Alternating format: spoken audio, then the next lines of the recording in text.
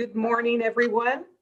My name is Susan Briel, and I am a judge here in San Francisco, and I'm co-chair of the San Francisco Collaborative Against Human Trafficking. The San Francisco judge. I want to give a heartfelt welcome to everyone at this press conference today. We have over 170 people who are currently logged on, along with the press. I'm going to ask everyone to please mute themselves. And I do want to begin by acknowledging the traumatic and horrific events of Wednesday at the Capitol, a spectacle that radiated contempt for our country, for its laws and traditions, and most of all for its citizens. I find it profoundly reassuring today to be here with citizens who are responsible, who are concerned, and who are compassionate. I find it profoundly inspiring to be here with esteemed and honorable duly elected public officials who, by their presence and concern for human trafficking, both honor and reaffirm the worth and the dignity of every human being. This is our 12th annual anti-human trafficking press conference. At our first press conference was then District Attorney Kamala Harris, who was about to be the Vice President of the United States of America. So who knows what is in store for our illustrious public servants who are going to speak today. I'm going to turn over the virtual microphone to my wonderful co-chair, Benita Hopkins, to introduce herself and our first speaker. Thank you, Judge Briel. I echo you in your sentiments of this week, and a hearty welcome to all who are watching here today and who have joined us here for our annual event. It gives me great pleasure to start our program today with none other than the mayor of the great city of San Francisco, Mayor London Breed. Welcome, London Breed. Thank you so much, Benita. And thank you, Judge Briel, for the work that you both continue to do to address human trafficking in our city and throughout the Bay Area. Thank you to the San Francisco Collaborative Against Human Trafficking and its co-chairs for having me here today. I want to start by recognizing all of the partners, the advocates and awardees who are doing the work every single day to support survivors and prevent human trafficking from occurring in the first place. Your work helps make our city a safer place for everyone. Every San Franciscan deserves to feel safe and live without fear of exploitation. But for too long, these tragic crimes have persisted in our city and throughout the country despite our best efforts. Trafficking doesn't discriminate, regardless of ethnicity, gender, class, status, or religion. The risk of being trafficked are very real. Even as we face one of the greatest public health crises of our lifetime, our work to end human trafficking in our city must continue. No one should have to wonder every day how they escape from an unsafe situation or experience the daily trauma of being taken advantage of. We in San Francisco have a responsibility.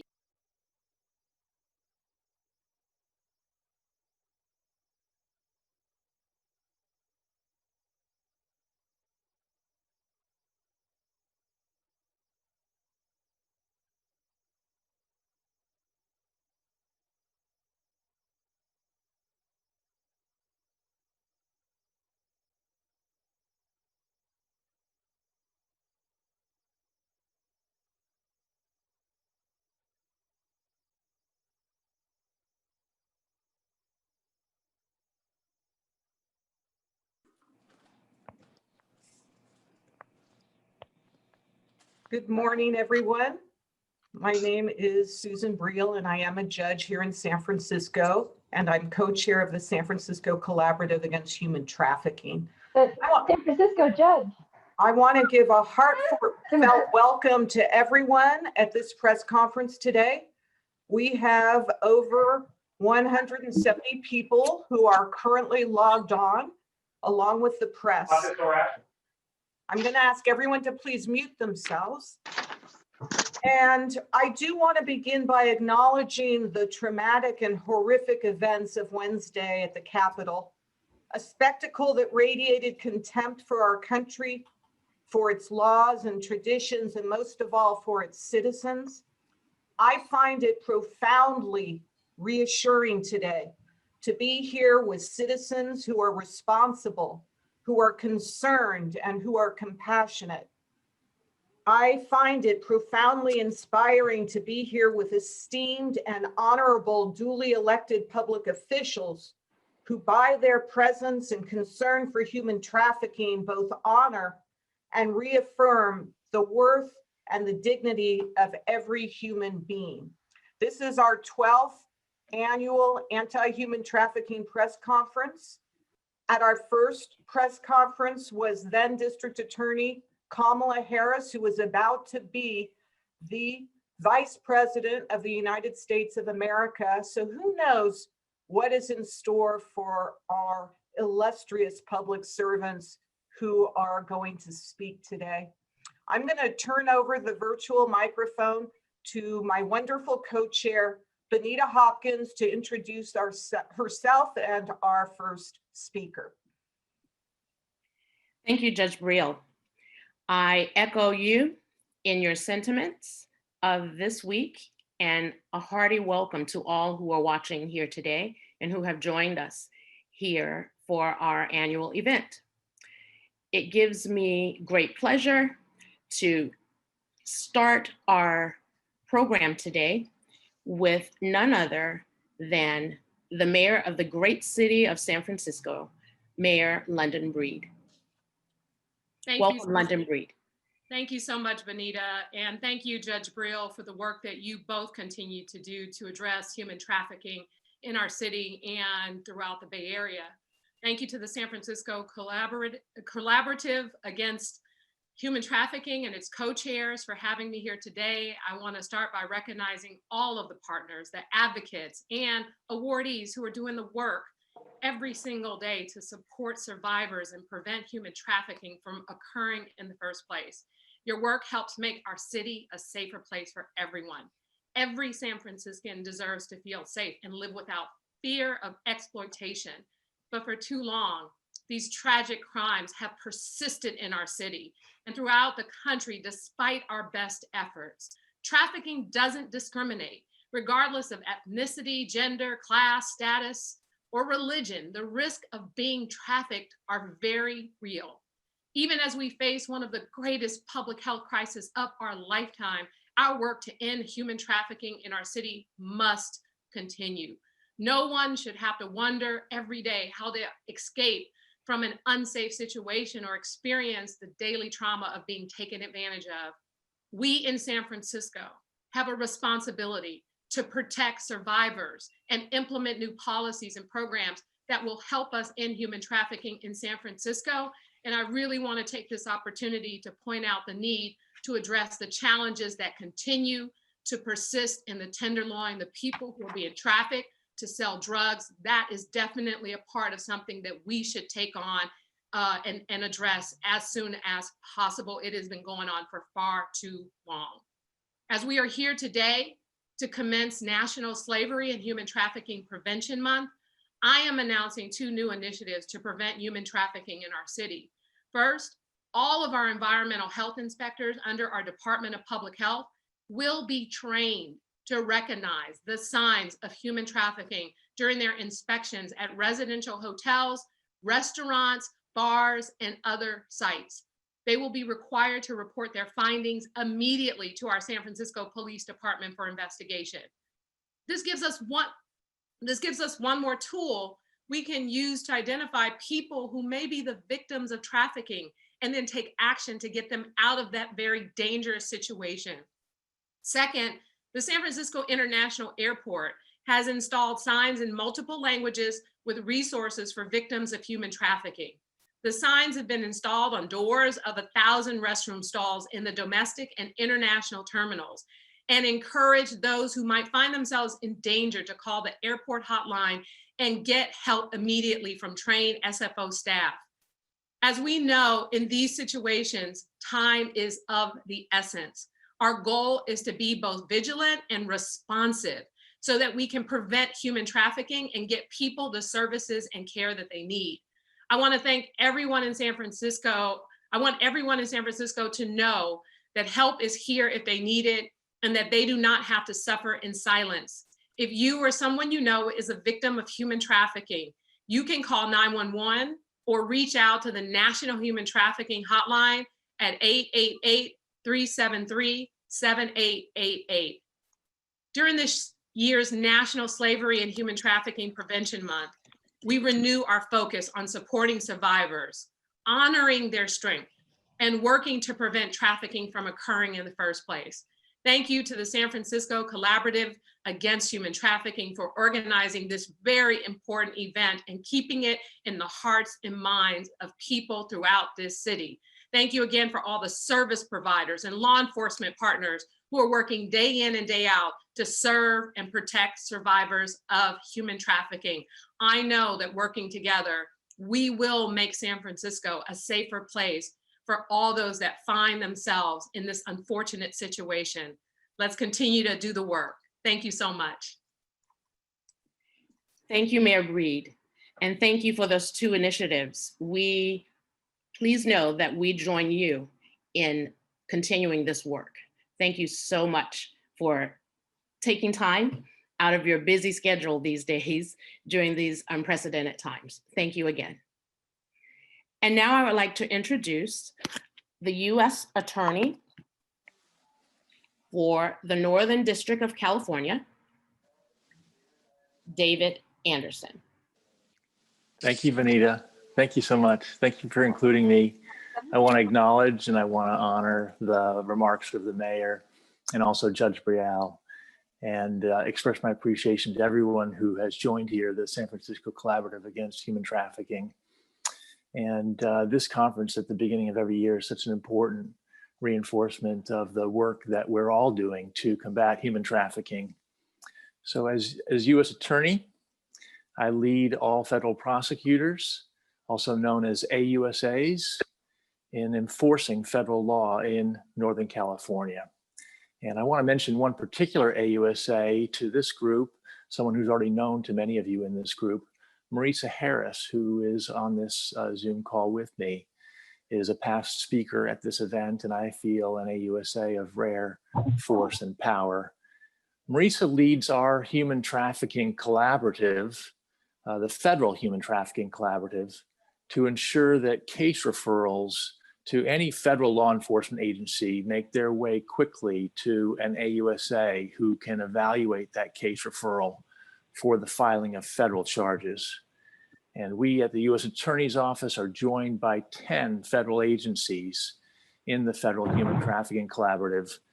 And included in that is Homeland Security investigations. I know that Tatum King, the special agent in charge of Homeland Security investigations, also known as HSI, is on this Zoom call, and that you'll be hearing from him momentarily. But I just want to recognize the importance of HSI to the fight against human trafficking.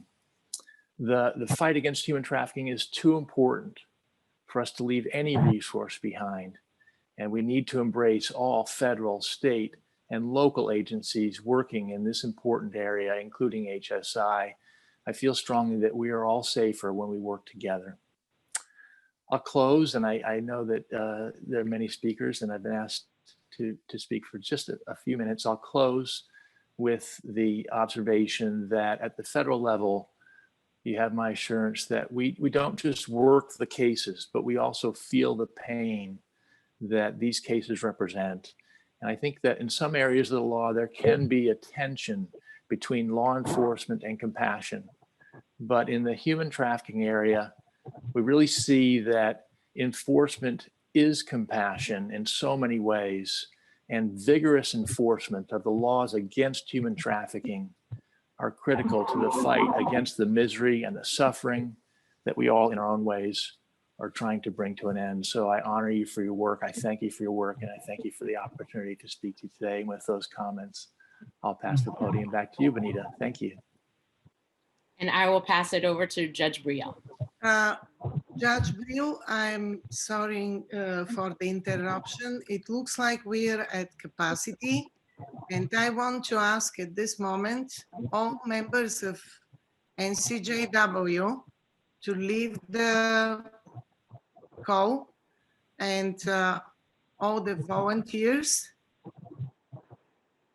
so that we can admit the district attorney. I think our next speaker is the public defender. Has he been able to log on? Yes, I'm here, Judge. Oh, great. So I do want to thank our U.S. Attorney and the amazing work that he's doing. And it's now my great privilege to introduce our public defender, Mr. Raju. He is I think he is the only public defender to be an elected official throughout the United States. There's no other elected public defender. And he's not only one of our public officials, he is really an amazing trial attorney in his own right. I've actually seen him in action. So And they announced that I'm going to ask everyone to mute themselves other than Mr. Raju. And it's my privilege to have him say a few words at our press conference. Thank you so much, Judge. It's truly an honor to be here with this collaborative. The intersectional efforts to really empower people and come up with holistic solutions is really a thing of beauty. And I think the people on this call represent that. You know, as the San Francisco public defender, I think it's crucial that people are aware that we view ourselves as a public safety organization. And what I mean by that is that when you truly see someone, when you truly hear someone, when you're really willing to see their complete story, that in and of itself can be a springboard to moving one's life in a more positive direction. And we really encourage all of our staff to develop that trusting relationship with every single person that we represent, because it's only when you have that position of trust that someone's willing to reveal to you something, for example, like that they may be a victim of trafficking. So we encourage and insist that our attorneys have those early meetings, long meetings with people that we represent. We insist that they reach out to community members also, because we know that each individual is a member of family and community in some ways. You know, what I think is important in the way that I'm seeing organizations like the SF Collaborative and Missy, which I'm great on, it's so beautiful that we're honoring the co-founder today, is we're thinking about long-term visions of a more just world. There's a lot of people who get caught up in our system for a lot of very complicated reasons. And it's very important that we listen to the victims. It's also important that we address the conditions that lead to the proliferation of trafficking, that we look at immigration policy, that we look at criminal laws, that we look at the systems that happen in our court to see if we're doing things in a way that really empowers individuals and communities as opposed to disempowering them. We try to do that one client at a time. We also work on local policy. We also work on state policy. But I think if we're guided by a few principles that we are aware that, you know, there is a lot of intergenerational trauma, but there's also a lot of intergenerational resilience in our communities. And I think when we tap into that intergenerational resilience, right, in community-based empowering ways, we can come up with solutions that both empower individuals and implicate systems in a way to reduce trafficking going forward. So I just want to tell everyone here that I'm honored to be here, honored to be in community, and look forward to working with everyone going forward. Thank you. Thank you so much, and we look forward to working with you. I think our district attorney is having trouble logging on still. I'm wondering. I just made it. I just made it on. Oh, I'm so glad. We are so glad to have you. It's now my great pleasure to introduce the District Attorney of the City and County of San Francisco, Chesa Boudin. He's really one of the new waves of district attorneys who always has something provocative, intelligent, and thoughtful to say about everything, including human trafficking. We give you Mr. Boudin. Well, thank you, Judge Briel, and I hope next time we can have a Zoom account that has unlimited access so that all of the people who want to participate can. It took me a while to get in this morning because it was full. I think it's a very good sign that there is so much interest in this important issue, and I hope that at the next event we'll have a bigger space, whether in person or virtual, to accommodate every single person in the city who is dedicated, as I am, and as I know you are, Judge, to addressing the scourge of human trafficking. Let me just start by thanking the leaders and the co-chairs of this initiative, Judge Briel, Benita Hopkins, and Antonia Levine, the coordinator of the San Francisco Collaborative Against Human Trafficking. Without your collective leadership, we would not be here today. I also want to thank the fellow speakers for standing together to increase awareness and share this call to action to combat human trafficking. I want to congratulate the champions that we are honoring today. May we continue to learn from and be inspired by you. Each year, this event creates the opportunity to raise voices, often not heard or forgotten, the opportunity to address concerns shared across system partners, and the opportunity to discuss priorities for the year ahead. Today, I'd like to share three main priorities to combat human trafficking in 2021. First, continue to provide high-quality victim services to survivors of child, sex, and labor trafficking. As a lead law enforcement official in San Francisco, I am working with our system partners to design and implement new strategies to identify victims and address criminal exploitation and trafficking in all forms. The District Attorney's Office continues to have a dedicated human trafficking advocate that provides support to victims and survivors. The Victim Services Division Human Trafficking Team provides multilingual, trauma-responsive services to survivors for both crisis and ongoing needs.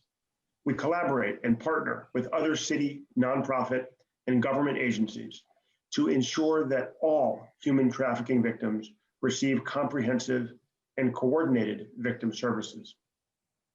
Anti-human trafficking networks, like the San Francisco Collaborative Against Human Trafficking and its member agencies, are essential in order to increase the identification of victims of human trafficking and coordinate timely, humane response and services. In addition, my office funds two community agencies, Huckleberry Youth Services and Safe House, to provide services to victims and survivors of human trafficking who may not choose to access services through the DA's office directly. In 2021, we are committed as ever to continue to work together to ensure that even those who do not identify as victims or survivors are able to receive the support they need. Now, second, as guardians of the Constitution, we need to ensure that all victims and survivors, regardless of immigration status, feel comfortable reporting to law enforcement and seeking services. Criminalizing undocumented individuals and immigrant communities increases the motivations for traffickers by driving the immigrant community further away from the resources that can help to keep them safe. Exploitation of the most vulnerable population is a public safety issue for all community members. And when victims can't come forward, harm is perpetually driven further underground. I once again affirm my commitment to protect immigrant rights, stand up to illegal enforcement tactics, and keep everyone in our communities safe. I see this as a key strategy to combat trafficking and exploitation.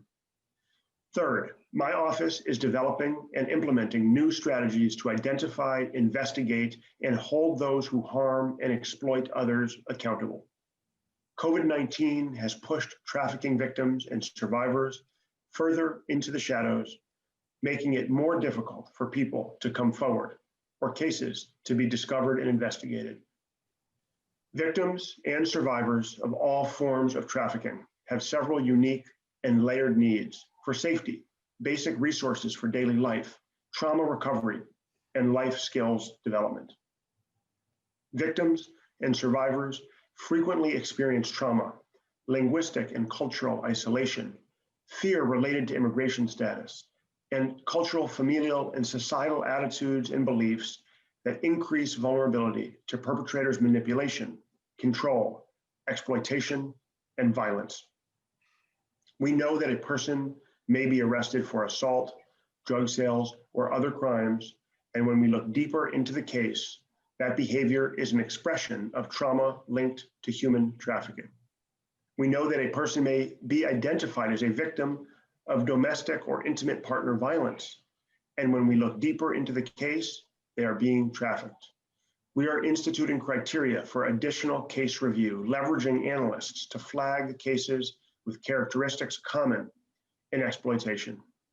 Once these cases are flagged, my team works towards solutions centered in healing and recovery that simultaneously hold people accountable for harmful behavior.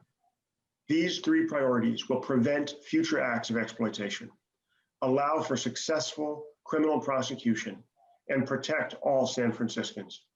We look forward to your partnership in making this vision a reality. Lastly, my office, under the leadership of Dr. Gina Castro Rodriguez, is hosting our annual human trafficking awareness training on Monday, January 11th at 10 a.m. I encourage all of you to attend. For more information, please go to our website at www.sfdistrictattorney.org. Thank you all again for your leadership and your commitment to this pressing issue. Thank you so much. And I didn't know about the connection with Huckleberry Youth Services. Of course, we are honoring Carly Devlin today from Huckleberry, and I'm very impressed with all of the programs the district attorney is implementing. I'm now going to turn to our next speaker, Patty Lee from the Public Defender's Office. She is the head public defender of the Juvenile Division and an expert on children who are exploited and trafficked, and really a mentor to me. Patty? She might have had trouble coming on, so. I am here. There she is in Hawaii. Yes, I'm in Hawaii. I bring the sunshine to you all. So I am deeply appreciative for all of the work of the San Francisco Coalition Against Human Trafficking. Thank you, Judge Brielle, Antonia, and Benita for always being there for us. During COVID, it has become even more difficult in providing advocacy in this virtual world for trafficked youth. They're likely to fall through the cracks as they're hidden from view during shelter in place, and this was mentioned by our district attorney. And they're trafficked over the internet and over our borders.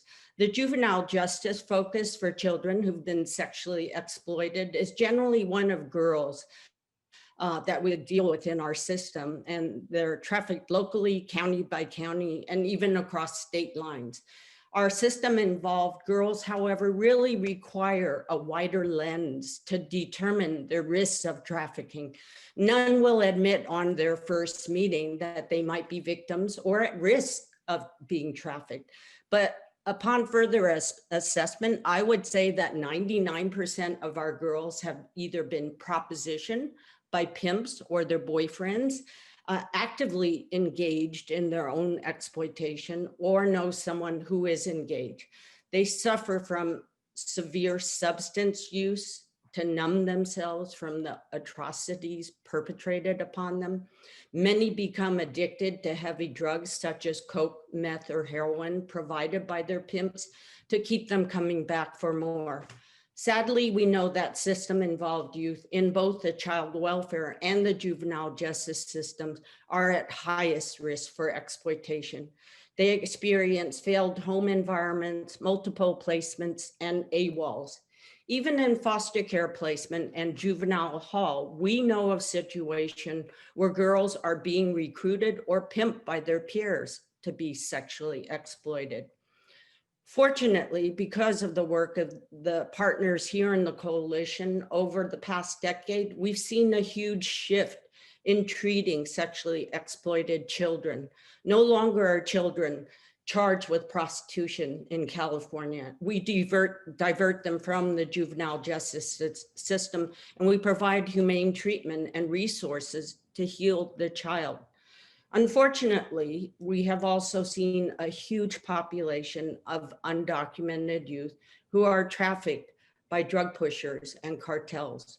We are a sanctuary city, and we must shine the light on this growing population that we're seeing of trafficked boys, for they too are victims. These youth are just as vulnerable as our children who've been sexually exploited. They are come over the border at a very young age, experiencing some of the most horrific circumstances of physical, violent, and sexual abuse just to pay or make their way to the US. These youth are pawned off onto our street corners in the Tenderloin that was mentioned by Mayor Breed to sell drugs or their bodies to pay off their debts to their traffickers. Due to our current political climate, the majority are unaccompanied youth who suffer from isolation, extreme poverty, and resulting complex trauma.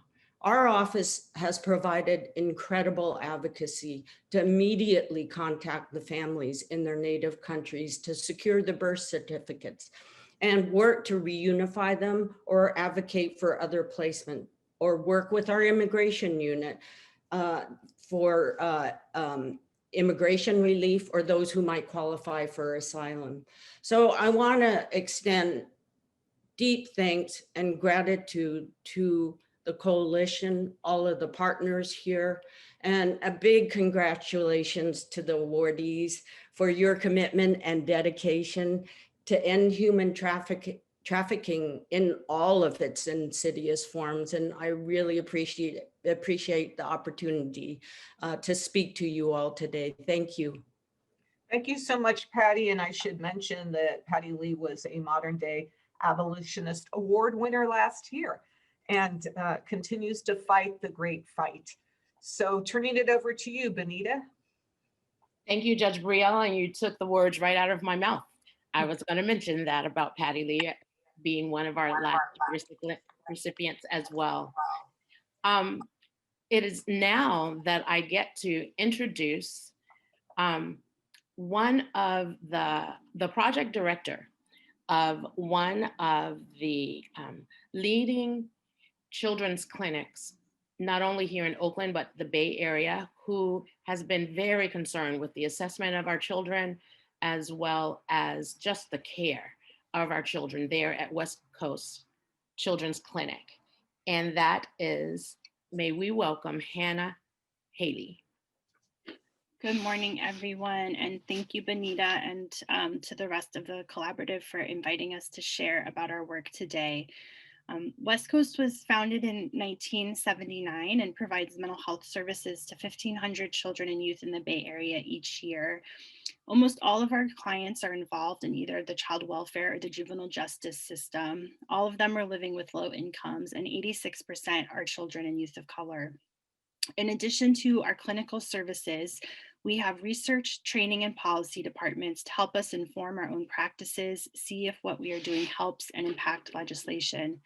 By aggregating our data, we are able to notice things we wouldn't ordinarily in the one-on-one. And this is how we came to start our See Change program, which is an intensive mental health program for youth who are at risk of or experiencing sex trafficking.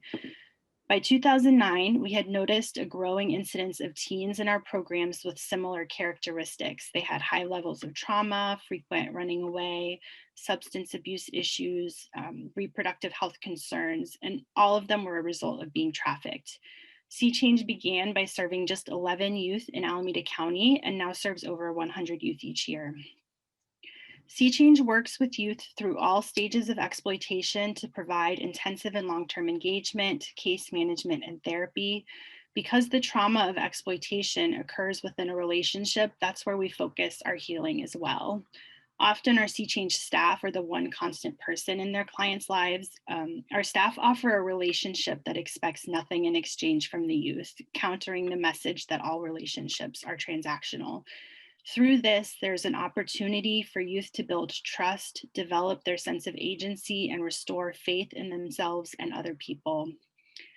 We were recently approached by the partners of the San Francisco Safety, Opportunity, and Learning Project to provide Sea Change mental health services to San Francisco youth through a pilot project, and we were honored to come on board. We believe that improving connections to caring and supportive adults is key to preventing and addressing child sex trafficking. The SF Soul Project, as we call it, includes a FAM foster care pilot, the Hype Center, and a multidisciplinary collaboration with other partners, and we seek to do just that through the project. We are proud to be part of this partnership with the San Francisco Department on the Status of Women, Freedom Forward, Huckleberry Youth Programs, and Family Builders, and to continue building knowledge about how to best meet the needs of children who have been trafficked. And lastly, I just want to congratulate all of the awardees today, but in particular, our own team member, Sable, on her award. We are very lucky to have you as part of our team, and thank you for your work. Thank you so much, Hannah, for those fine words. And moving right along, whenever we have asked for help or have a committee that is seeking help, this person is always raising his hand and volunteering. And that is Homeland Security Investigations Special Agent in Charge, Tatum King. Here at SFCAT, we call him friend.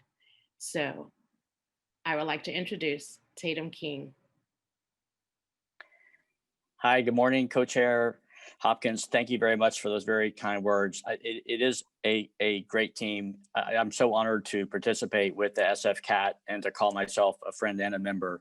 And also just to start to thank you very much to U.S. Attorney Anderson for his leadership in human trafficking.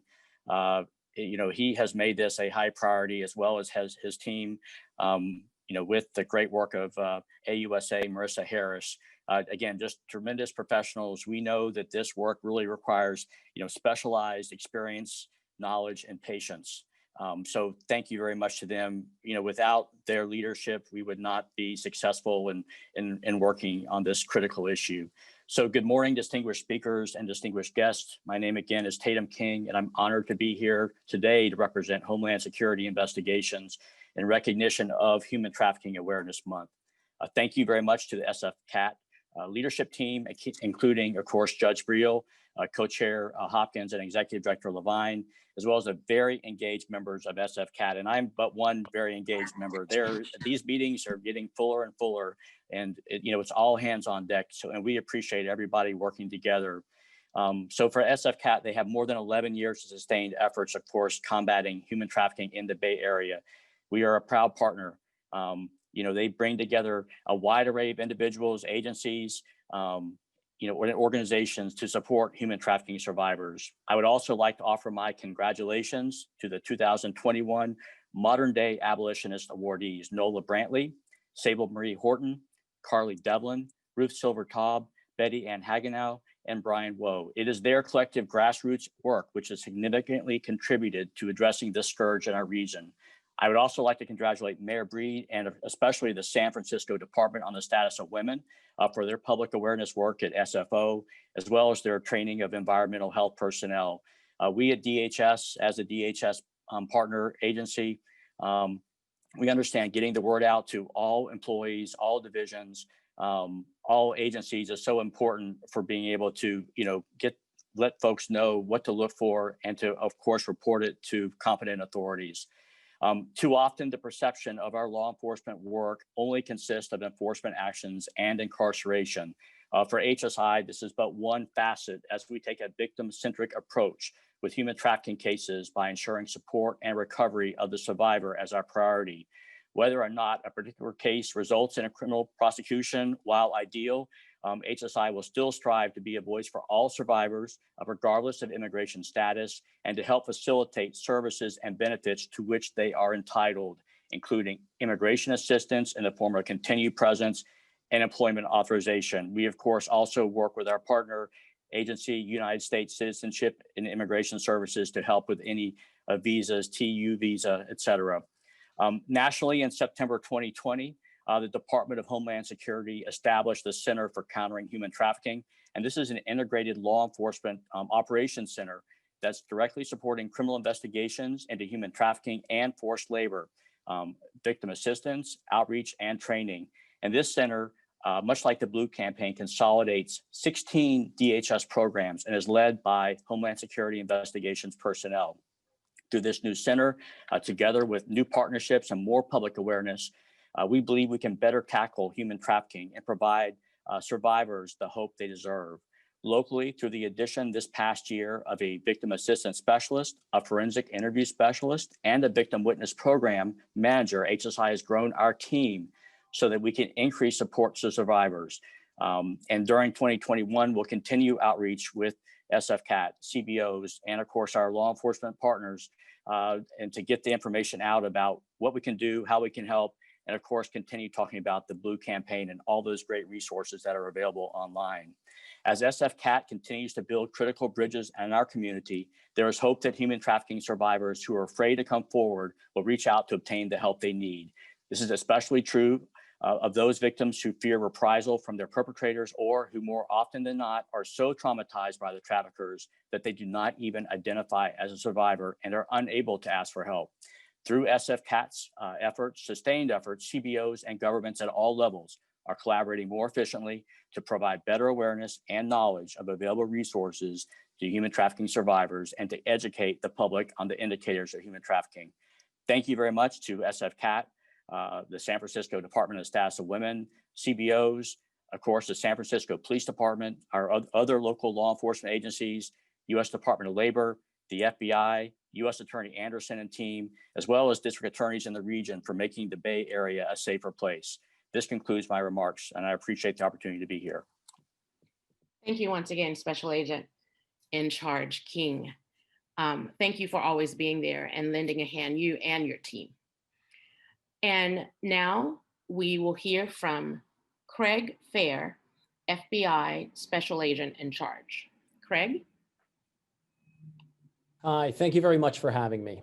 It's a pleasure to be here. And I'd like to thank SFCAT, the Department of Homeland Security, the U.S. Attorney's Office for the Northern District of California, the San Francisco District Attorney's Office, and the other supporting non-government organizations.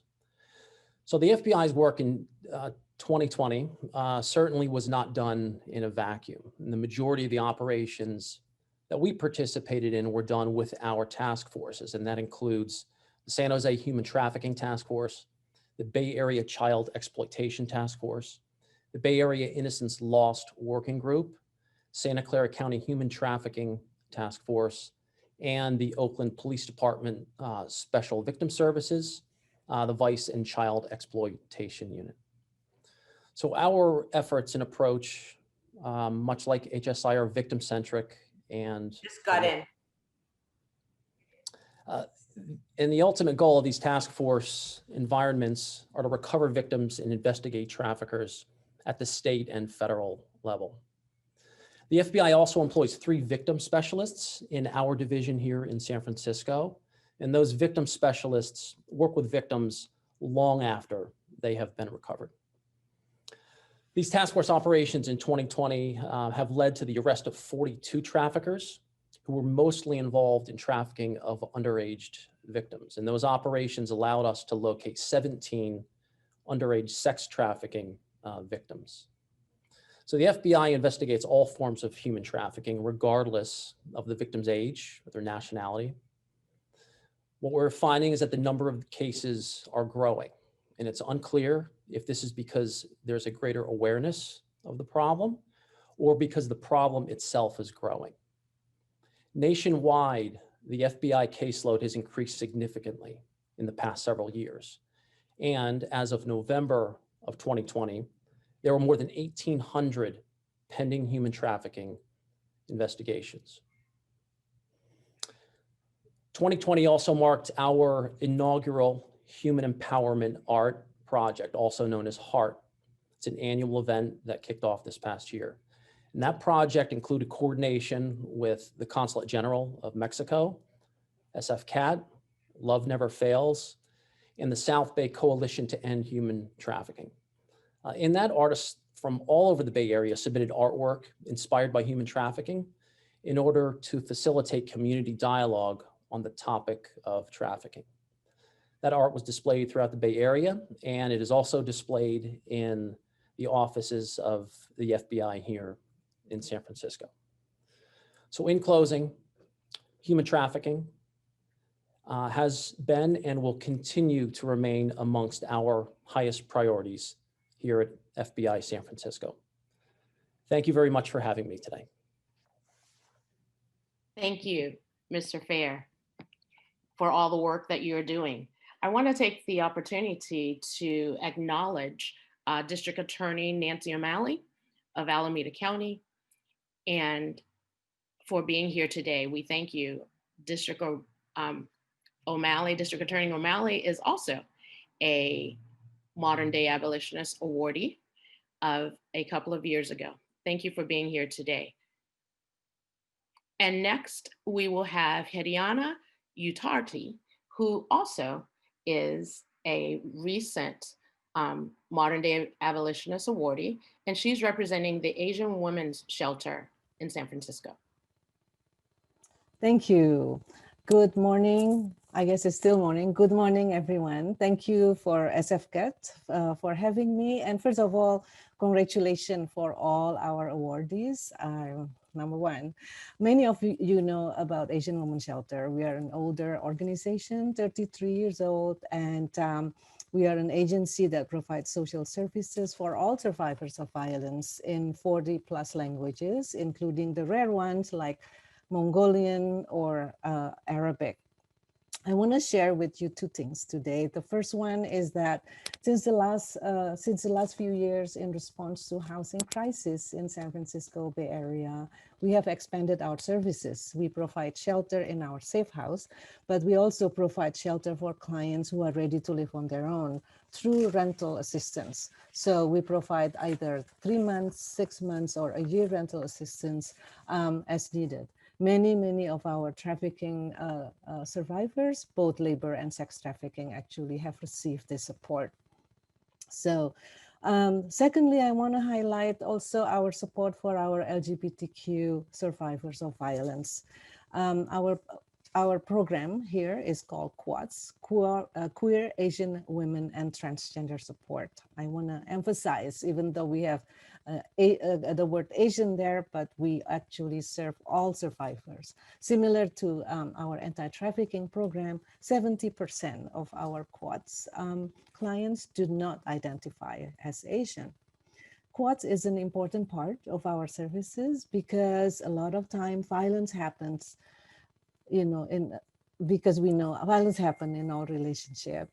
And we all know that survivors who are LGBT identified have less and less places to go as opposed to the other folks. And also when they speak little English, there are less and less resources for them. I want to share with you that we have quite a bit of cases of LGBT folks, young people especially, both in labor and sex trafficking situation. And they run into this situation when they left or disowned by their homophobic or transphobic families. This is something that I would like all of you to think about. And when they come from a smaller community, then they also face all kinds of persecution by their own communities. Anyway, I also want to let you know that our work is not only about sadness and fight, but also about success and hope. We're extremely happy and grateful to have amazing support from all of you and from our collaborators, especially in the LGBT world like KUAF and Lyric. Together as a network, we try to provide as best as we can a wraparound support for our clients and survivors. So I think this is it for now. Thank you, SFCAT, for highlighting our work, and thank you all of you for the opportunity. Thank you, Hediana, and thank you for the great work. Judge Brial? Yes, I just want to say to Ms. Utarti that it is a lucky day in my courtroom when I have an advocate from the Asian Women's Shelter there to support survivors. Thank you so much for all of your hard work.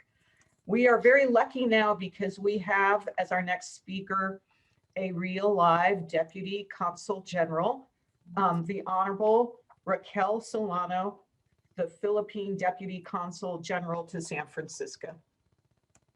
Thank you, Judge Brielle. The Honorable Mayor of San Francisco, Mayor Lawton Breed, esteemed speakers, ladies and gentlemen, good morning. The Philippine Consulate General in San Francisco joins the San Francisco Collaborative Against Human Trafficking in celebrating the Anti-Human Trafficking Awareness Month. We are one with you in raising awareness of the issue. Now, the Philippines is proud to be an active partner in the global fight against human trafficking. Cognizant of the plight of Filipino women and men, and even children becoming victims of human trafficking, our country was among the first in the world legislation seeking to prevent trafficking, protect the victims, and prosecute the perpetrators. Entitled Republic Act 9208, or the Anti-Human Trafficking in Persons Act of 2003. This landmark law has made it possible for the Philippines to comprehensively deal with the issue of human trafficking. This law was later amended in 2012 with the passage of Republic Act 10364, or the expanded Anti-Trafficking in Persons Act of 2012, which expanded the list of offenses punishable under such act. Now, through these laws, a whole of government approach was formulated to combat the issue of trafficking. The Interagency Council Against Trafficking was created as an interagency body headed by the Department of Justice to coordinate and to monitor the implementation of these laws. The Department of Foreign Affairs is also a member of that council, and by extension, all the Philippine Foreign Service posts are members of the team working towards the elimination of human trafficking. The Philippines has made significant inroads in its efforts in combating human trafficking. In 2016, the Philippines was classified as a Tier 1 country in the US State Department's Trafficking in Persons report. It has maintained that tier or that classification ever since, in light of serious and sustained efforts to meet the minimum standards in the elimination of trafficking. Much still needs to be done, however. Every day, women and men continue to fall victims to human trafficking. It is thus important to hold events such as this to shed light on this serious issue. It is our hope that our collaborative efforts will be able to help us make significant and lasting changes towards finally eliminating the scourge of human trafficking. Thank you very much, and pleasant morning to you all. Thank you so much. And our last speaker, before we get to our award winners, last but not least, is Lori Cohen. She is the executive director of ECPAT USA. She's both a lawyer and the ED working on policies for children who are commercially and sexually exploited. Thank you, Ms. Hopkins, Judge Brielle, and the San Francisco Collaborative Against Human Trafficking for inviting ECPAT USA to join in marking Human Trafficking Prevention Month through this important conference. ECPAT USA is the nation's first organization created to address the crisis of child sex trafficking and exploitation. Founded 30 years ago, ECPAT USA belongs to a global network active in 104 countries, all sharing the goal to halt the online sexual exploitation of children, the trafficking of children for sexual purposes, and the sexual exploitation of children in the travel and tourism industry. ECPAT USA came to prominence when we led a national campaign against the immensely profitable but deeply exploitative child sex tourism industry, fueled largely by North American and Western European men. With the passage of federal legislation banning pedophile tourism, ECPAT USA turned our lens to abuses that were happening on our home turf. We saw, as so many others were not yet ready to do, that our youth were being criminalized as child prostitutes when in fact they were victims of domestic sex trafficking. Working with coalitions across this nation, ECPAT USA advocated for safe harbor laws that offer children supportive services instead of arrest and incarceration.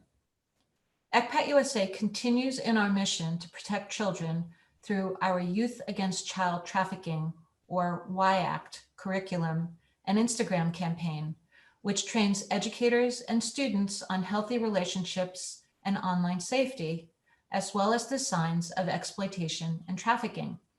We do this through our Code of Conduct, a set of tools that the travel and tourism industries have adopted to prevent child trafficking. And we do this through our work with local, state, and federal lawmakers, advocating for legislation and policies that protect our kids while holding exploiters accountable. ECPAT USA's work remains more urgent than ever. The COVID pandemic, which has shuttered schools and isolated students, has also heightened the vulnerabilities for child sex trafficking and exploitation. In response, ECPAT USA quickly rolled out an online safety campaign for young people, their families, and educators with no-nonsense guides on way to protect their virtual identity from predators. The guides are available and downloadable on ECPAT USA's website for free in English, Spanish, and, in honor of today's event, in Chinese. We have also moved our YAC curriculum to a virtual format so that schools nationwide can participate in our free workshops. We have launched a free e-learning training course for the hospitality industry, available in 17 languages, to ensure that hotel workers can identify indicators of human trafficking and respond to it safely and quickly. ECPAT USA is honored to partner with the San Francisco Collaborative Against Human Trafficking, and we look forward to working with you throughout 2021 and beyond to ensure that every child has the right to grow up free from the threat of sexual exploitation and trafficking. Thank you.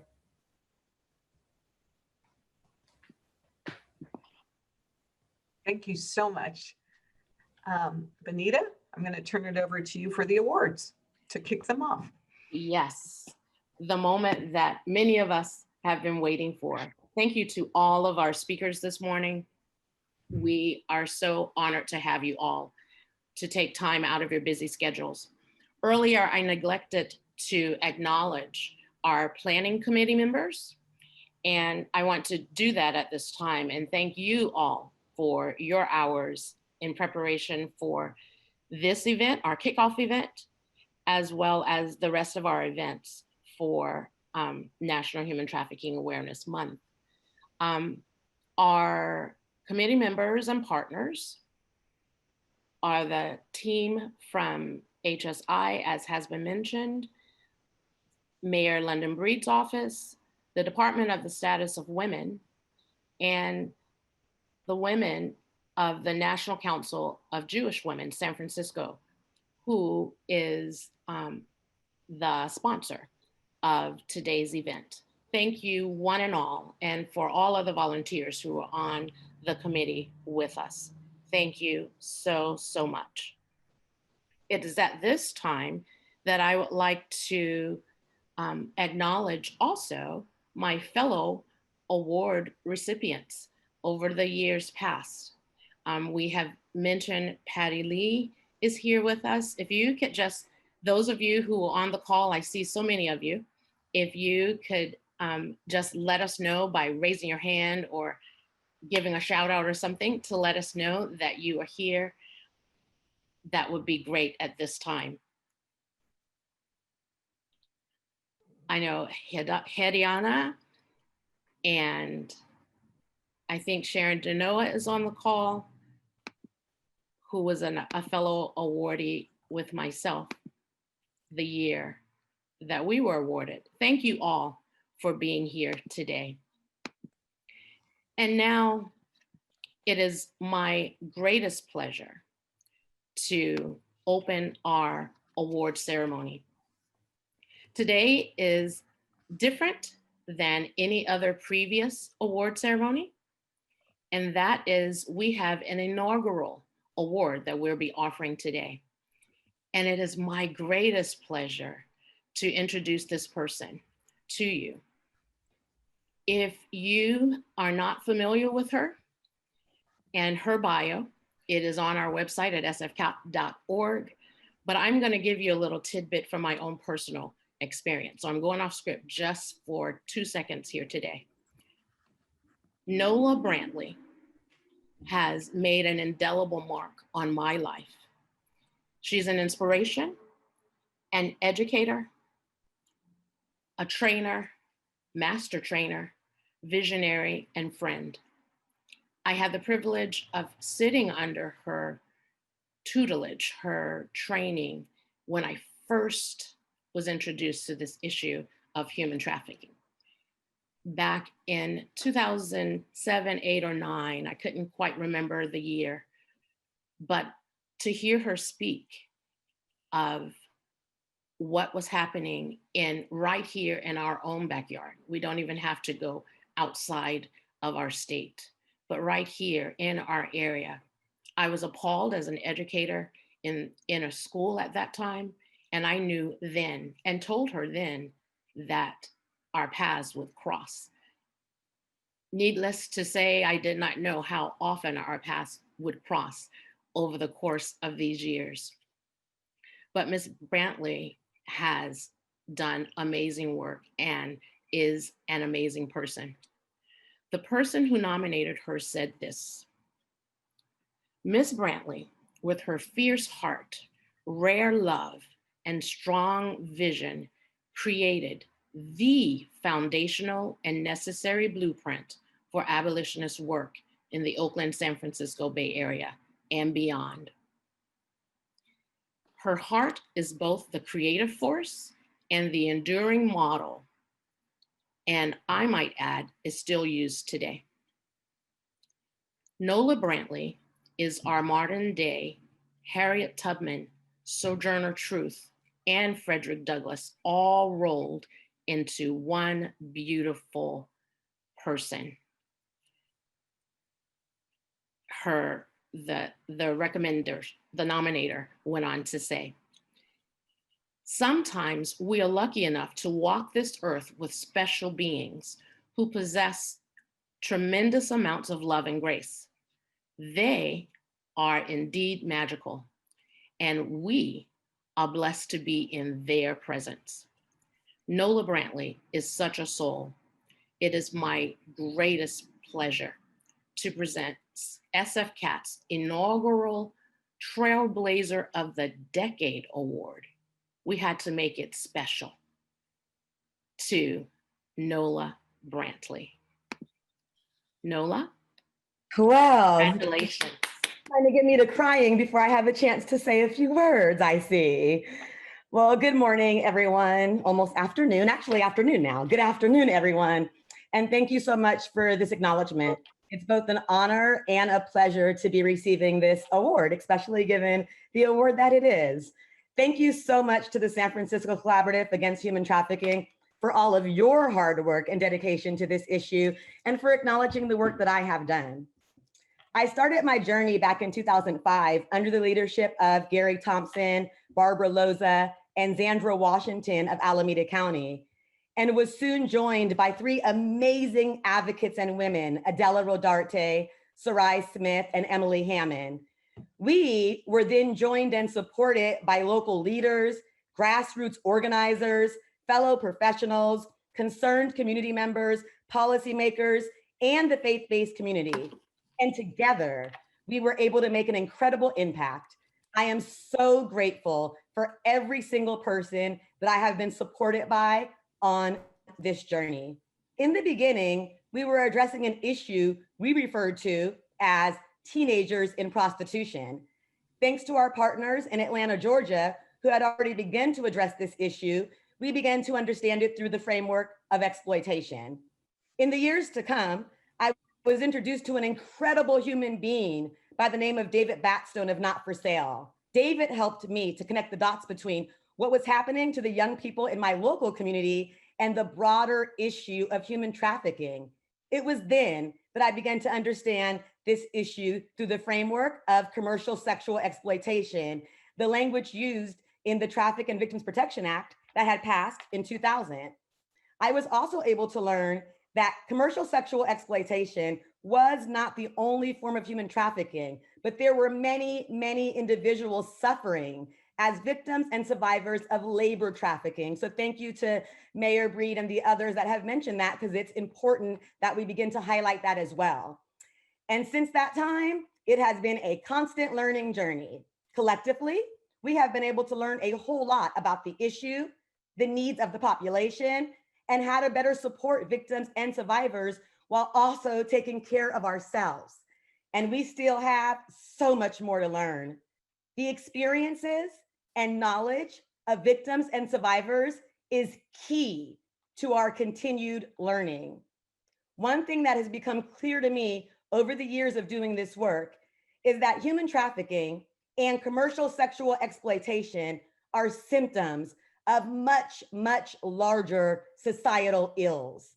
In order to truly, truly address the issue of human trafficking, we have to be willing, as hard as it is, we have to be willing to address issues such as historical oppression, abuse of power, poverty, and racism, because without addressing these core issues, we will never eradicate human trafficking or so many other societal ills.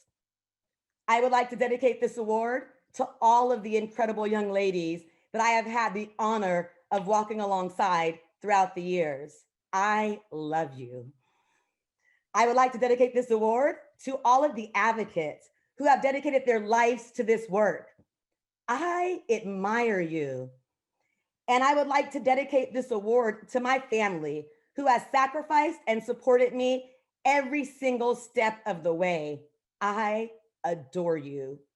Most importantly, I could not have done any of this without Jesus Christ, who strengthens me.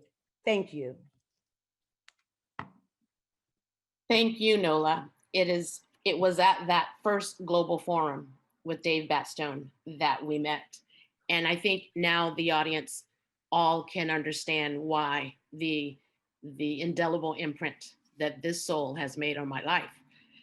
Antonia, I'm going to pass it over to you to show off that beautiful plaque and certificate from the mayor's office.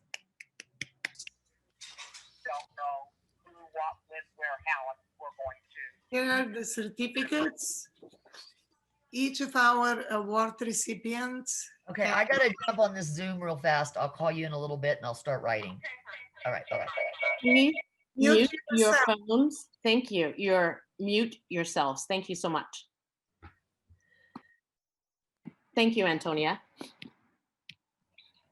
And now our next recipient is a young lady who is making her mark and making her mark quickly here in the Bay Area. Sable Marie Horton is a survivor consultant at West Coast Children's Clinic, whom we've heard from today. She is the owner of Agape Design, and she is Design Expressions, I should say, and she is the founder and executive director of Shades of Beauty and an educator and survivor leader with Love Never Fails. When I first met Sable a couple of years ago, I could look at her and tell that great things were ahead for her. And man, has she blossomed. And we're so proud today to honor and award Sable Marie Horton with the award for outstanding advocacy. Sable, well, actually, Antonia, will you show us Sable's award? Yay. And certificate. Thank you. And Sable, would you share a few words with us? Sure. Thank you so much to everyone for being here today, and thank you to SFCAT for this award. I'm super grateful for it. I'm actually going to go ahead and share a poem that I wrote while I was being trafficked. It's called Does Anyone See Me? She fights and screams in the middle of the night, but no one hears. She can't stop crying, but no one can see her tears. She was forced to grow up so quickly, barely reaching her adult years. She's so young, yet has lived through some of her biggest fears, and then some. Men enjoying her body and inflicting pain on her just for fun. When she fights, they threaten her with weapons, sometimes a knife, sometimes a gun. She wants it to end so badly, but really it's only just begun. And when she thinks it's over, here comes another one, and another, and another, and another. And more come in more ways than one throughout the night, constantly giving this girl a brand new fright. And she fights and fights with all her might, but she can't see the end of it, and the pain blurs her sight. And finally, she gets mercy and Daddy calls it a night. She's finally allowed to clean herself up in the shower, finally allowed to try to distract herself from what has happened to her body for the last several hours, and finally free to allow to try to sleep. But she won't be able to, and it won't help to count sheep. She'll have nightmares as she mourns and weeps, and then we'll get up the next day and pretend her life is normal. She'll go to school and smile in people's faces as they tell her that she's adorable. She's excellent at walking around in this facade. But in the back of her mind, she knows she'll soon have to perform for men who will applaud. Constantly wanting to reach out for help, but being afraid to, knowing that to the world she's invisible, and if they see her wounds, they'll become judgmental. Make no mistake, this isn't a choice she decided to make. She's trapped physically, mentally, and alone she can't escape. She's afraid and wounded, and hundreds of times she's been violated, been raped, wondering in her mind what freedom looks like and to get there what it would take. This young person, like so many others, has been trapped in this wicked 21st century, sick epidemic of modern day slavery. Thank you again for this award, and thank you so much to everyone who has walked alongside me personally and professionally. Thank you. Thank you, Sable, for that beautiful poem. And thank you for being here today. Now we know why you were recommended by so many people this year for this award. Thank you so much. Judge Brielle, Yes, for our next awardee. I just want to say to Sable that there's many things in the chat box, and one of them says, thank you, Sable, for your fierce vulnerability. And we all thank you, and we all want you to know that we see you and we hear you. Just to respond to your poem, I am very excited about our next award winner. It's the Modern Day Abolitionist Award for Outstanding Service to Human Trafficking Survivors.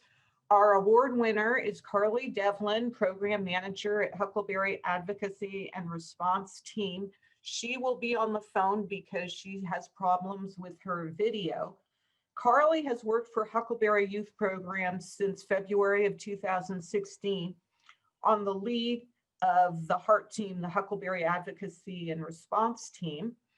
And that's Huckleberry's program for youth experiencing commercial sexual exploitation.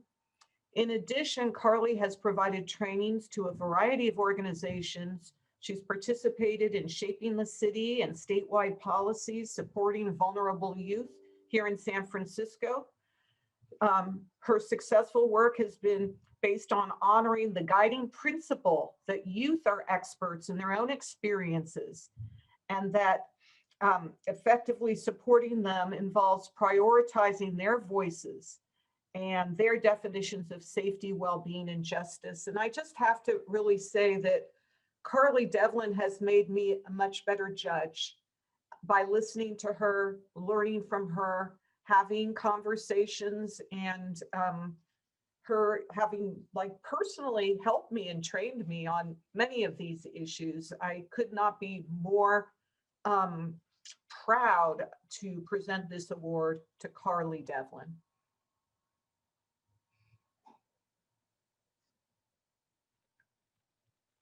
Carly, I'm hoping. Great, thank you. I'm here. Yes, thanks, Judge Brill. So it is such an honor to be recognized by SFCAT for Heart's work, for Huckleberry Program's work. I just want to start by recognizing my team, and they're the ones working tirelessly to provide the direct practice support to young people that we work with. I want to recognize Francis Behar, Aylin Aubrey, Bahia Malatai, Aisha Chaudhry, Leopoldo Medina Munez, Rania Sadiq, and Jeanette Page. So I am so deeply appreciative of their contributions to creating Heart, sustaining Heart, and just the approach that everybody has co-created around youth empowerment, equity, and harm reduction. So these are all really incredible people. And we have really seen that young people can move towards healing, and when providers and systems truly meet them where they're at. And I also want to appreciate the many community partners across the Bay Area and state that I've had the privilege to work with over the last 5 years. It's been a pleasure to collaborate with everyone and just move the needle forward when it comes to services, systems, and policies that can benefit young people. And I also, every day I wake up thinking about the young people we work with, and I want to recognize and prioritize that reason why we are all here as youth themselves, and really holding that their voices and experiences should lead the work we're doing, especially taking into account the issues of marginalization, invisibilization of certain groups of young people by race, by class, by gender expression, and immigration status, and thinking through issues of equity. So I really believe that young people have the capacity and strength to move forward. And as providers, our role is to align, provide support, and also change the systems that enable this issue, all coming from a youth-centered perspective. And I've seen young people drive their healing processes and movement towards increasing their own safety and well-being, and that knowing that healing looks different for different young people, I have been and am so humbled to witness so many young people's processes in doing this. So I really appreciate receiving this recognition and all of the work that's being done in the Bay Area around this issue and for these young people and with these young people. So thank you. Thank you so much, Carly. And I know you're not on video, but Antonia, can you show the plaque and the mayor commendation? And it's there for you. Just know it looks very impressive, Carly.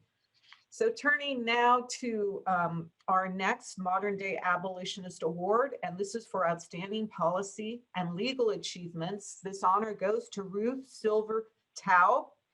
She is the supervising attorney of the Workers' Rights Clinic at the Catherine and George Alexander Community Law Center at Santa Clara University School of Law. And she's an adjunct professor at the law school, legal services chair of the South Bay Coalition to End Human Trafficking, a delegate to Santa Clara County's Human Trafficking Commission, and coordinator of the Santa Clara County Wage Theft Coalition. Ruth has conducted numerous trainings on civil litigation and human trafficking cases. She has assisted forced labor human trafficking clients seeking civil remedies. She has trained transit operators to identify human trafficking, and she has partnered with minority bar associations and community organizations to hold clinics that screen for human trafficking. And she has worked collaboratively with victim service providers and immigration attorneys in human trafficking cases. Ruth's tireless and highly inspirational legal work and advocacy has been recognized with numerous awards, and we are really thrilled and honored to add to these recognitions SFCAT's prestigious award. So Ruth?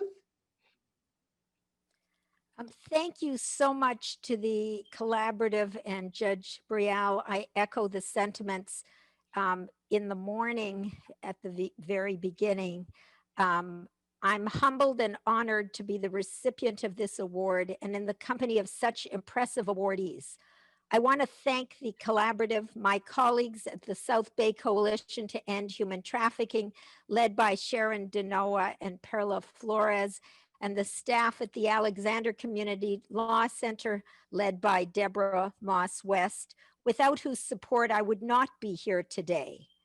The name of the award, Abolitionist, harkens back to my days teaching at a university in Sierra Leone in West Africa with the Canadian Peace Corps. British abolitionists set up or organized the colony of Sierra Leone, and the British Navy intercepted slave ships and settled the liberated slaves in Sierra Leone after the British abolition of the slave trade in 1807. However, the liberated slaves were not really free. In many instances, they were sold for $20 into so-called apprenticeships for the British, with working conditions that were de facto slavery. The apprentices were unpaid. If the apprentices tried to escape, they were beaten or brutalized. I was struck by the parallels between the apprenticeship system in Sierra Leone in the 1800s and labor trafficking today. Today, labor trafficking victims are unpaid or receive minimal pay, and they're forced or coerced into working against their will. In the past few years, the South Bay Coalition has participated in operations in cases that are eerily similar to the 1800s. Care home workers receiving little pay, raped, forced to clean assault weapons, and threatened with deportation.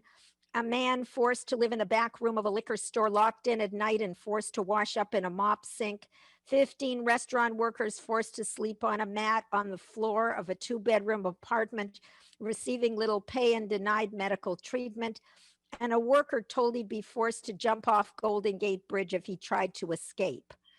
Unfortunately, myths about trafficking abound in our culture, and there's little understanding of what trafficking really entails. It's falsely equated with smuggling. It conjures up images of barbed wire fences, and it's synonymous with criminal enterprise. To dispel these myths, there's been training mandated for hotel and motel workers. I've worked to help enact legislation to require training of transit workers throughout the state. In fact, this morning before this ceremony, I trained both VTA bus drivers, whom I've trained for almost 6 years, as well as SF MTA bus drivers that I've been training for several months. I also was gratified to hear DA Chesa Boudin talk about training environmental health and code enforcement, and I've conducted those trainings in the South Bay. This training really makes a difference. In San Jose, our hero bus driver saved the life of a little boy and attributed his actions to the human trafficking training he'd received. Fairly recent positive developments include the fact that by statute, the Department of Fair Employment and Housing now has jurisdiction over civil, sex, and labor trafficking claims. Wage theft is a pernicious part of human trafficking, and at the law clinic I supervise, we screen for trafficking. I started a wage theft coalition over 6 years ago to advocate for legislation at the local level to combat wage theft, which in turn will help to detect and combat labor trafficking. We've had successes in enacting wage theft legislation, but there's more work to be done. We need to eradicate all remnants of the exploitation that flourished in the 1800s through a victim-centered, trauma-informed, linguistically appropriate, intersectional, and collaborative approach, which all these attendees are doing. With the work of the San Francisco Collaborative Against Human Trafficking, my fellow awardees, and the attendees, I'm optimistic that we will make great strides. Again, I'm grateful to you all for your work. I'm grateful to the San Francisco Collaborative Against Human Trafficking for honoring me today with a Modern Day Abolitionist Award. Thank you all for the great work you do. Thank you so much, Ruth. And Tony is showing the plaque to everyone. And I loved what you said about wage theft being a pernicious part of human trafficking. And who knew that there was a Canadian Peace Corps? So thank you so much for all your hard work. And I'm going to turn it over to you, Benita. Thank you, Ruth.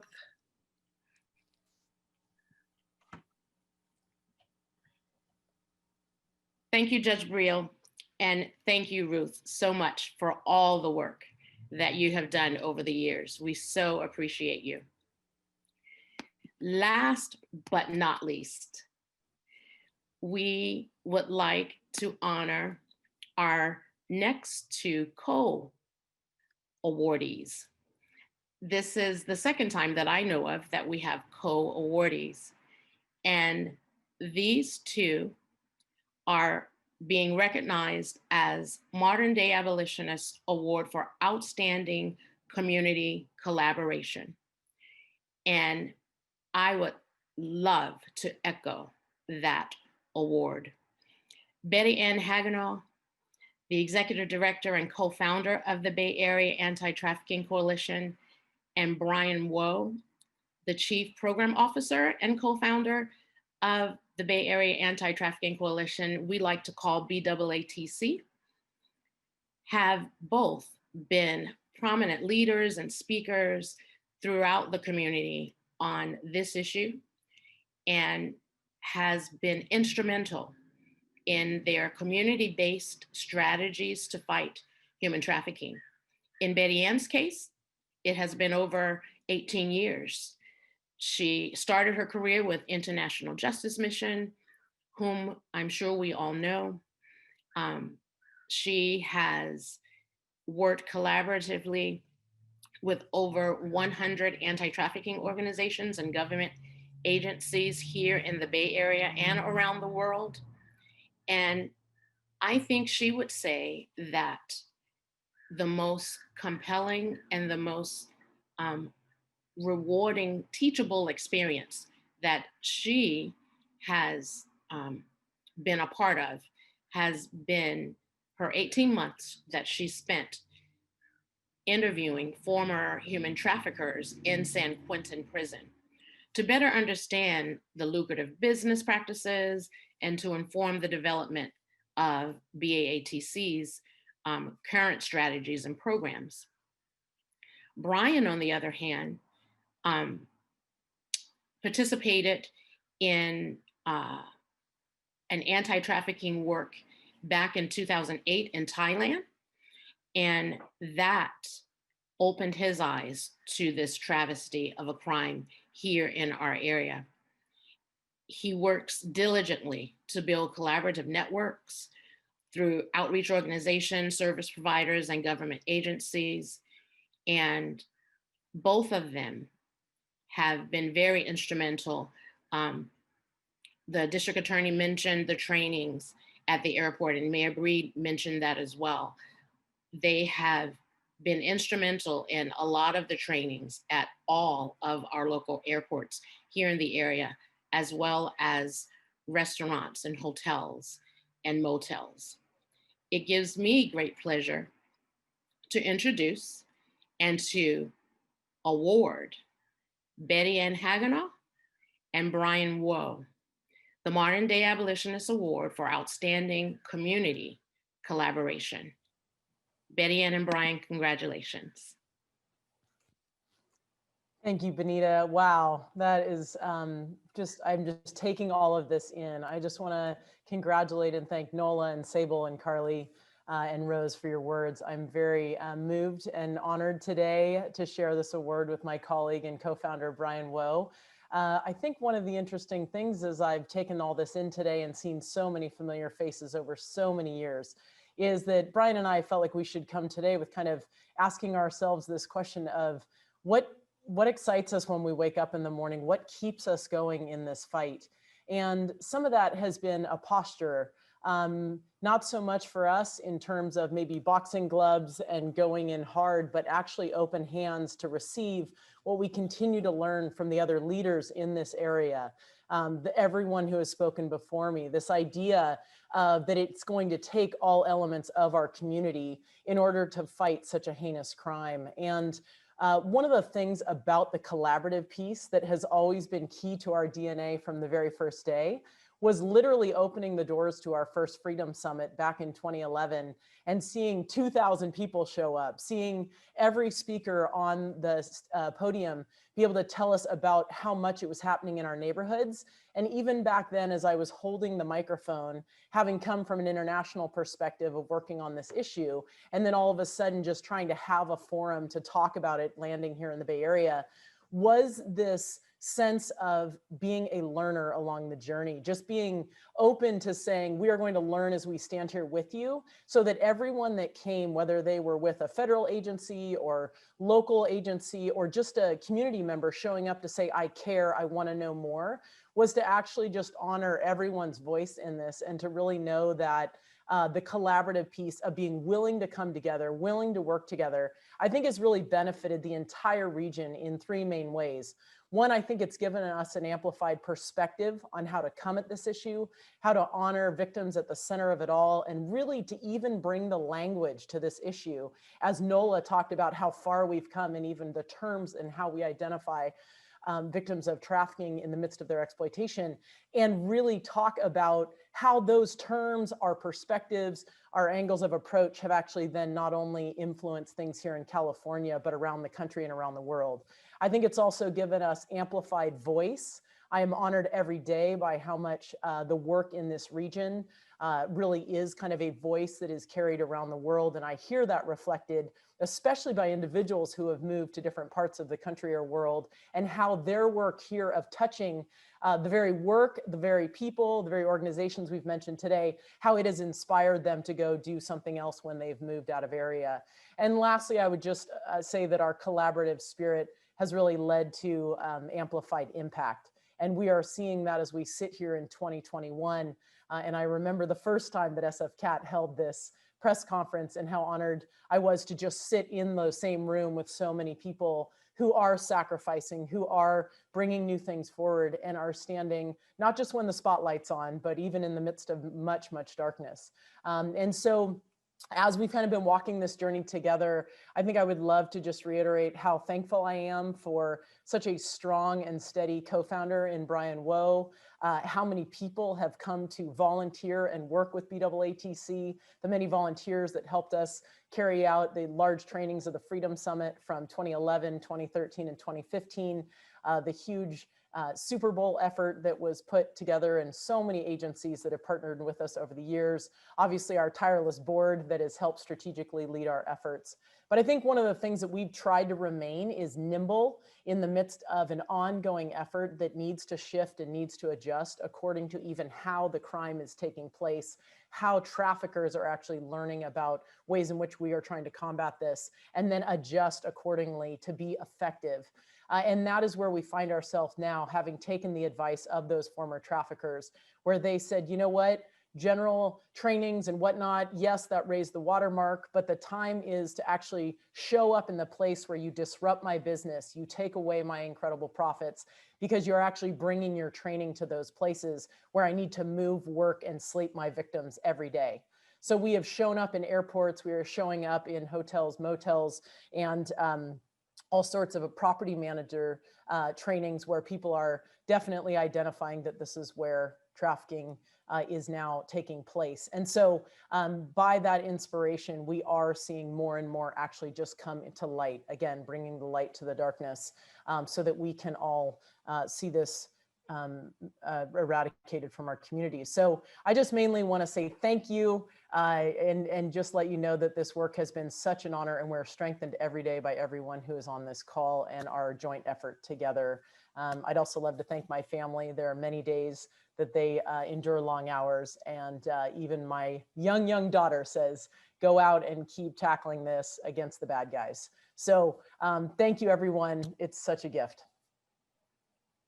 Thank you, Betty Ann. Hey, good afternoon. Brian? I'm going to segue off of Betty Ann's comments and just want to say thank you for the honor today. One of the founding values of the Bay Area Anti-Trafficking Coalition is has always been to equip the individual and the community to really find their place at the table in the anti-trafficking movement. We really believe that you don't have to be full-time working in an anti-trafficking organization to make a difference, that you can be a teacher, you can be an artist, you can be an engineer, and have an impact and really make a difference in someone's lives. And so we've just been really inspired and blessed by people being able to walk alongside people in their journey to find out, to identify their gifts, identify their passions, help them see their unique skill sets and their particular spheres of influence so that they can step up. And we've just been so blessed by people who have stepped up into those roles and to be a part of the greater community of people fighting trafficking all over the Bay Area. And as Betty Ann mentioned, we've focused a little more the general public. More recently, we've been able and really encouraged by doors open to work with employees who work in industries where they're more likely to see trafficking on a daily basis as they go to work. So we've been able to be in the process of training people who work at airports and apartment complexes and helping them not only recognize suspicious signs of trafficking, but making sure that the workplaces they're at have protocols in place so they can report those suspicious identifications and that they can receive a timely response so the people that need help will get the help when they need it. And as I look at all the people that are part of this press conference, it just reminds me as we step back into the bigger picture, we've been really privileged since we started almost 10 years ago to be a part in some way of what's been happening in each county, to continue collaborations like this, to be a part of people creating new coalitions and task forces. And we're really encouraged to see not only growth in each county in the response to human trafficking, but really that as we look at the bigger picture, the whole region of the Bay Area has really developed a more unified and strategic response where we're working together better and sharing our resources and not duplicating efforts and developing best practices. So it really has been a privilege. We really appreciate all the work that happens through SFCAT, who has been a longtime cornerstone in the Bay Area response to human trafficking. And so thank you for the work that you do, and thank you for the Modern Day Abolitionist Award. Thank you so much, Brian and Betty Ann. And as Antonia is showcasing your plaques and certificates, I would just like to piggyback on what Brian said regarding bringing the BATC has been notorious for bringing the everyday person together, to the educator, the business person, anyone together on this fight to learn more, to become active, to find what it is that they can do to take action in the fight against trafficking. I remember before they even formed, they were just having groups come together to talk about what is it that we can do to shed light on this issue.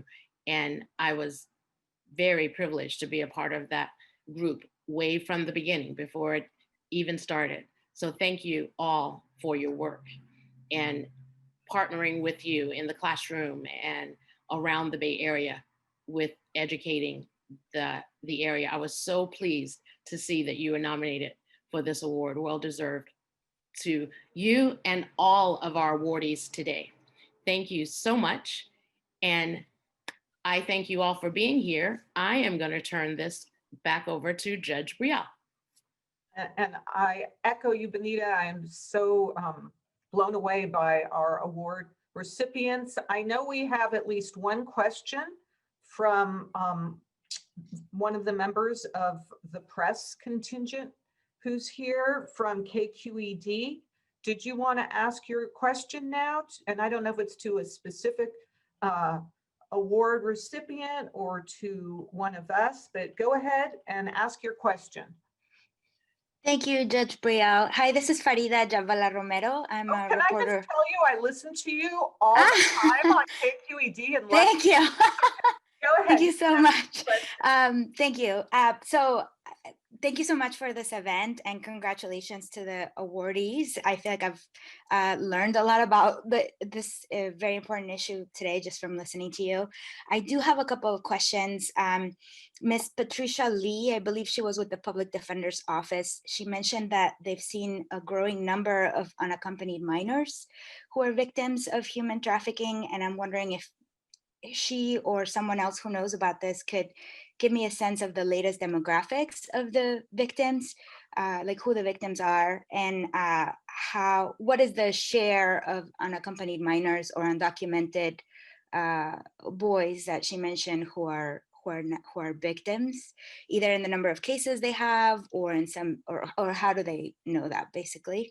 And then I have another question, which is sort of unrelated. I'm sorry, for U.S. Attorney Anderson. I believe he's still in the call. Can you please comment on the attack on the U.S. Capitol this week and President Trump's involvement and inciting this violence on the Capitol, and any actions against any rioters from the Bay Area? So let's start with, Patty Lee, are you still on the platform?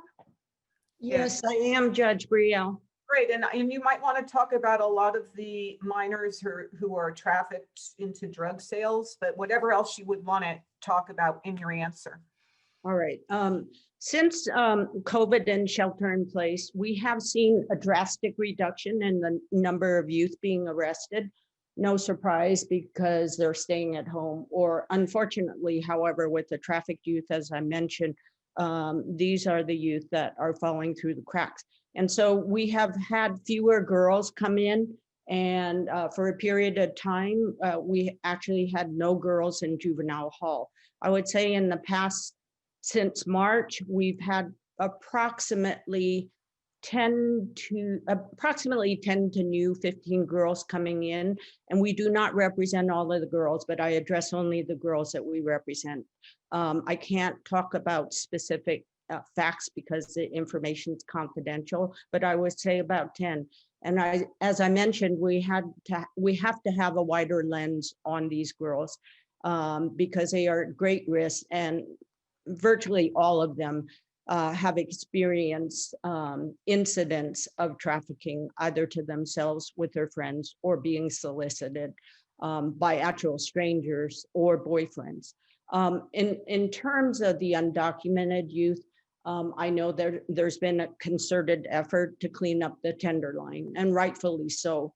However, that has a large umbrella and has actually brought in a high number of young boys into the system for drug transactions.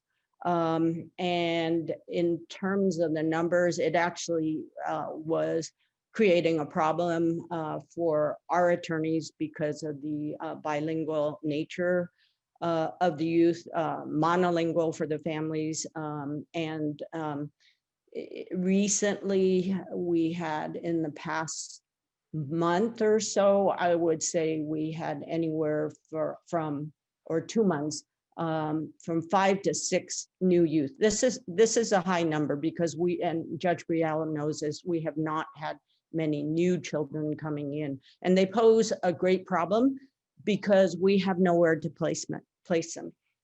They do not qualify for federal Title E funding for out-of-home placement or foster care. And so we're put in a position of having to find placements that are not federally funded, and also hopefully secure immigration relief for these youth. And we have actually worked in the past with law enforcement to ascertain the trafficking nature of these youth in order to secure trafficking relief in immigration court.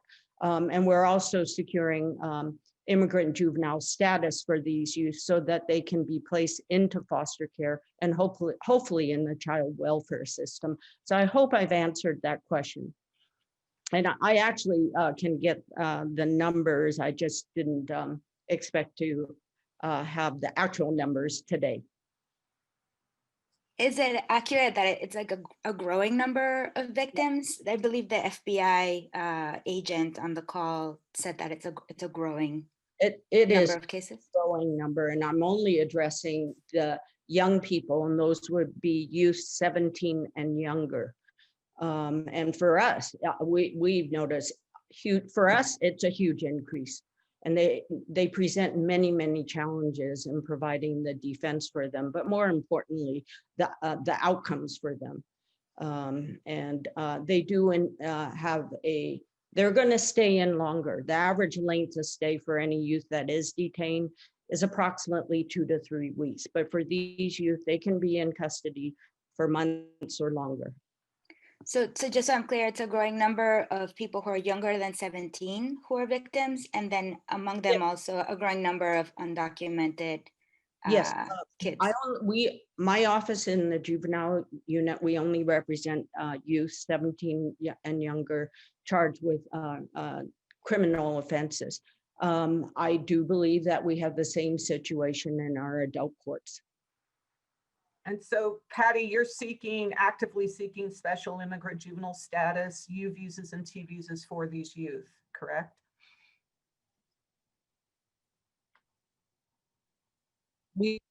That involves a lot of work in terms of outreach to family members in their native countries. Primarily, we know it's in Guatemala, some from El Salvador, Nicaragua. Any follow-up questions for Ms. Lee, Ms. Hamero? Well, Farida. I'm not sure I'm saying your name right, but I listen to you always. Yes, it's Farida, you're right. And maybe just your number, Ms. Lee, if we want to follow up. You can put it in the chat. I'll put it in the chat. Thank you so much. And then question was to the U.S. Attorney. Exactly. Maybe Yeah. to Marissa, if there's any comment on the attack on the Capitol. I don't know if you're able to talk about that. Any comments?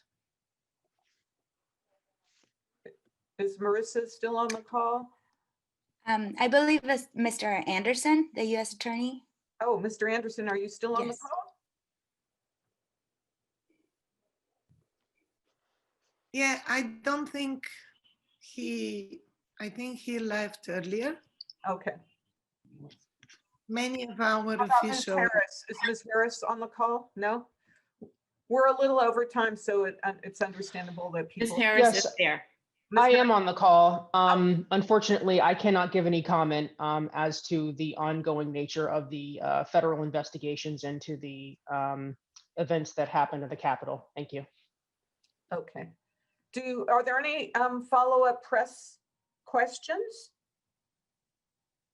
And I'm not hearing Yeah, I any. have one question, Greg. And you're from what press? San Francisco Community News, the Bay Area Video Coalition, public Okay, television. great. My question is to the mayor's office, hearing about how the Tenderloin is really being looked at closely by all agencies and departments in San Francisco. Is there any plans that the mayor's office, for instance, will set a curfew in that area to help assist in keeping people off of the streets? And number two, will the federal agencies we have collaborate more with SFPD and agencies to clean it up? Number one reason is because funding from the city a lot of times are not able to prosecute. So will there be more federal charges instead of state? Unfortunately, I don't think we have a representative any longer from the mayor's office. And I don't know if Ms. Harris, you can address collaboration with local law enforcement or not regarding cleanup of the Tenderloin or prosecutions in the Tenderloin. I would direct the gentleman to the office's public statements regarding the FIT initiative for the Tenderloin. You can find those statements on the DOJ's website for the Northern District of California. I know it's a very important initiative to U.S. Attorney Anderson, and that initiative remains ongoing as to various types of street level crime that's happening in that neighborhood and affecting the quality of life. Thank you so much. And I think at this point, I want to direct everyone to San Francisco SF-CAT's website because there's a lot more information on the website, and there's a lot of information about the public awareness campaign events throughout January. And I just really want to thank everyone, along with Benita and Antonia, for staying so long at this press conference and for being so valuable to this collaborative. We can't have a collaborative without all of you, and that includes the press. So thank you for being here. Thank you so much to all. Hey, Judge Briel. Yes. Hey, this is Tatum. I can make one quick comment about the federal initiative to the Tenderloin. Okay, great. Obviously it's led by U.S. Attorney Anderson, but HSI is a partner in that initiative. It's obviously important to us for public safety, and many other federal agencies are on that task force, and it will continue working closely with the San Francisco Police Department and other federal and local agencies to address that situation. Thank you so much, Tatum. And once again, thank you everyone for your commitment and for staying on this call and at this press conference. And we hope to see you at our Teen Summit in February. And please check our website for all the details in that regard. Thank you. Thank you so much from me as well. And at this point, I will stop the recording and open for people to just exchange information, network, as we usually do. Thank you.